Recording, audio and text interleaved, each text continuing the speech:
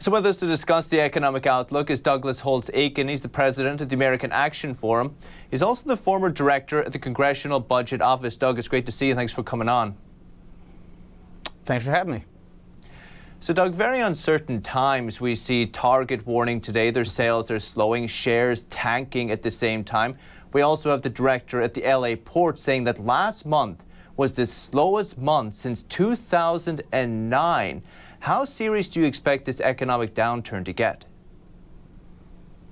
Well, I don't think we're in a downturn yet. For every story like the Target story, we got Walmart with stronger earnings. We got retail sales out for the most recent month, and they were unexpectedly strong. And so I think what we're seeing is a rebalancing of the consumer's appetite for services versus goods. In 2021, we had the year of goods price inflation, and we had supply chain problems, and people were trying to get their hands on goods. 2022, the story is services, people going back to the consumption of, restaurants and shows and travel, and those prices are the ones where we've seen the inflationary pressure, and that part of the spending is still carrying the economy. What do you put that down to? Is it still stimulus going through, or you feel we're really recovering and this could be perhaps a soft landing like we're all hoping for? Well, I think there's still a lot of uncertainty about 2023, so we can talk about that in a second. But for the moment, the American household is in pretty good shape. The balance sheets are by and large strong. Credit card debt got a little bit of news because it went up for the first time in 2 years, but 2020 and 2021 were credit card delinquencies of record lows. So, we're seeing the balance sheets in good shape. The unemployment rate is low. It's been 3.5% most of the year. It's now edged up to 3.7%. It's true that real wages aren't rising like we'd hope, but people are still getting paid and able to channel that money into the goods market. So I'm not that worried about the American household spending. I think if you look at the historic record, what you'll see is that for every recession except the pandemic recession, it was business spending that led the decline.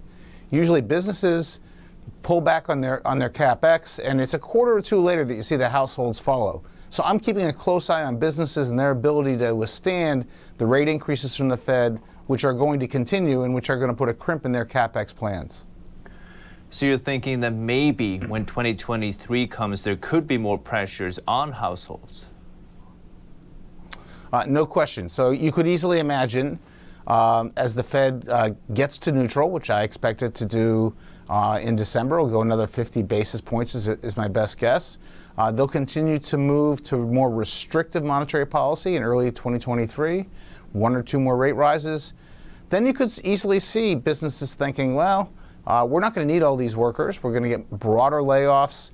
You start getting broader layoffs, then you get a pinch on the income flow into the household sector, and then you get the rebound effect of less consumer spending. So that's a concern for the middle to second half of 2023. And I think that's the basic reason that most economists attach a higher probability to a recession than you typically would at this point in time.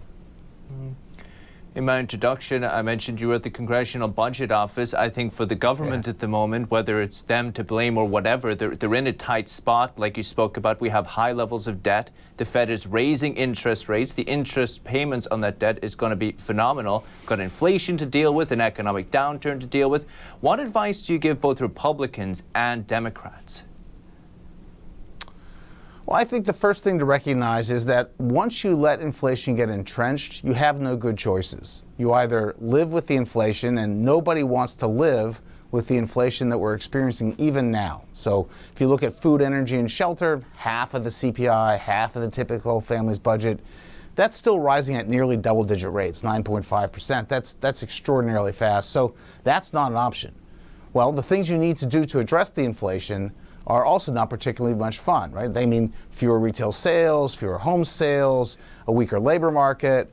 So you level with the American people. Congress and the administration say we are doing this to bring inflation under control.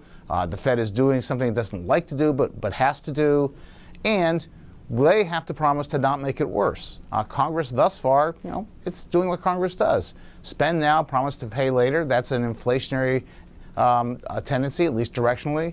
The administration sought to, relieve $420 billion of student loan payments, and that's just, again, more spending, more inflationary pressure. So they could do their part by not making things worse and letting the Fed do its part by fighting the inflation.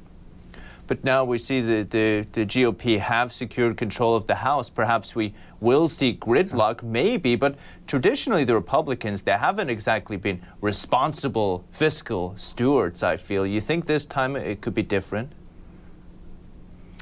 I think the gridlock by itself will, minimize the chances of anything like an American Rescue Plan, $2 trillion of stimulus in a hot economy. That was a huge policy error. I don't expect to see that repeated. I don't even think we'll see another CHIPS and Science Act, $300 billion of deficit finance spending.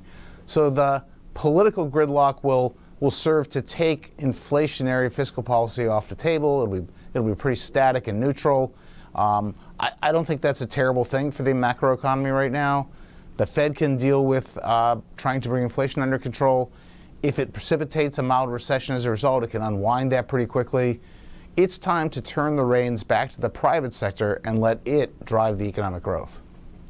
I like your optimism, Doug. We don't hear it so often. Douglas Holtz-Eakin, American Action Forum. Thank you so much, sir. We appreciate you. Thank you. Thank you.